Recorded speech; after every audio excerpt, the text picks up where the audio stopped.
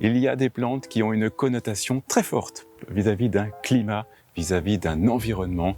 Et bien entendu, l'hortensia, l'hydrangea, est associée à la Bretagne et à sa douceur. Et c'est vraiment de douceur dont on parle pour l'hortensia, parce qu'il faut un climat, il faut un sol qui soit relativement riche, très humifère, mais il faut une certaine douceur.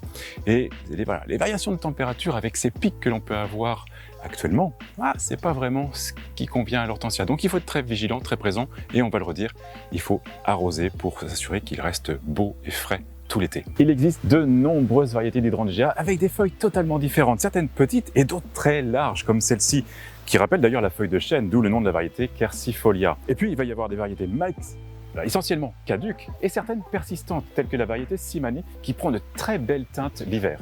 C'est une famille de plantes qui va avoir plusieurs utilisations. Vous allez pouvoir trouver des plantes basses, d'autant plus si vous les taillez pour qu'elles restent basses.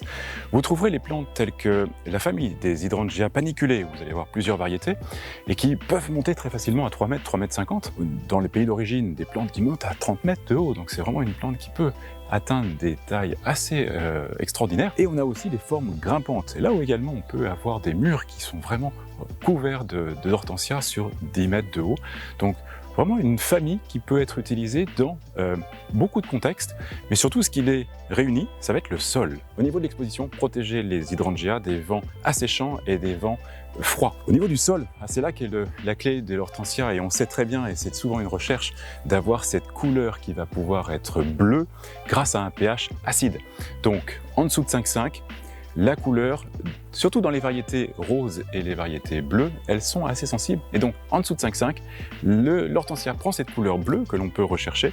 Et si notre sol n'est naturellement acide, alors là, on peut mettre donc c'est riche en aluminium, là, on peut mettre un engrais bleuissant ou un paillage qui fait que la décomposition va accentuer l'acidité du sol, tel que l'écorce de pin ou tel que les ardoises.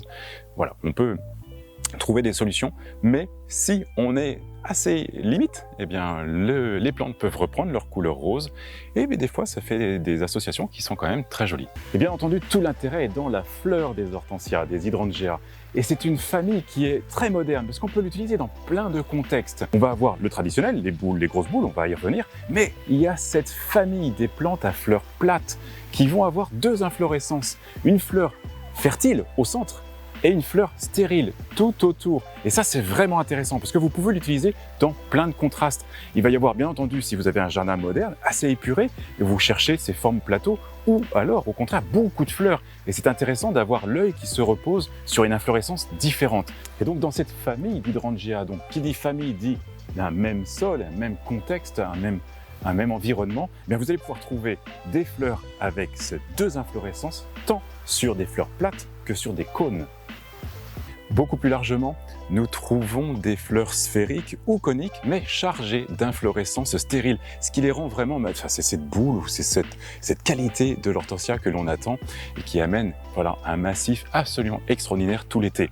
Et ce qui est intéressant, c'est que l'inflorescence va évoluer également au niveau de sa couleur. Donc vous allez commencer avec une couleur très spécifique, et puis qui peut être le rose comme on a devant nous, et puis qui va évoluer dans le temps. Alors bien entendu, on va pouvoir dire qu'elle fane, mais même en fanant, elle prend des teintes qui peuvent être assez intéressantes à exploiter dans un massif et à mettre en contraste avec d'autres plantes. À vous de choisir le style recherché. Alors bien entendu, vous pouvez associer les fleurs plates et les boules dans un même massif.